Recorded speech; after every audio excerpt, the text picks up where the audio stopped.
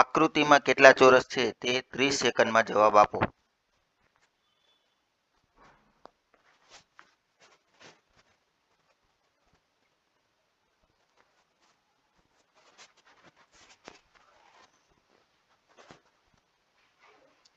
હવે અહીંયા ગણતરી કર્યા વગર જો તમારે 30 સેકન્ડમાં જવાબ આપવો હોય તો તેના માટેની રીત દર્શાવવામાં આવેલી છે. અહીંયા કુલ 3 ચોરસ આપવામાં આવેલા છે. હવે તેમાં જોઈશું કે અહીંયા 3 ચોરસ છે તો બધા જ ચોરસ છે તેમાં 4 સરખા ભાગ પડેલા છે. એટલે કે ઊભી અને આડી લાઈનમાં 2 ચોરસ આવે છે. તો ઊભી અને આડી લાઈનમાં સરખા પ્રમાણમાં ચોરસ હોય તો તેમાં વર્ગની રીતથી તેના ચોરસની ગણતરી થઈ શકે છે.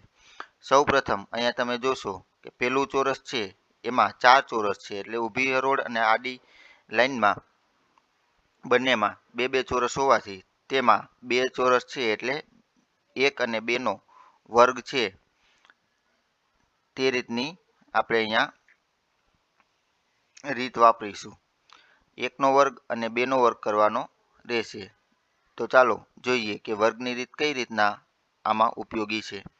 તો કે અહીંયા તમારી પાસે બધા ચોરસ છે તેમાં તમે જોશો કે 2 ચોરસ આડી લાઈનમાં અને ઊભી લાઈનમાં 2 ચોરસ આવે છે એટલે 2 ચોરસ હોવાથી તમે અહીંયા વર્ગની રીત એટલે કે 2 ચોરસ છે એટલે કે 1 નો વર્ગ વત્તા 2 નો વર્ગ એટલે 1 નો વર્ગ 1 અને 2 નો વર્ગ 4 થશે.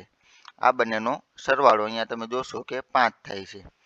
આ તમને છે એ એક ચોરસના અંદર આપણે 5 ચોરસ મળે છે.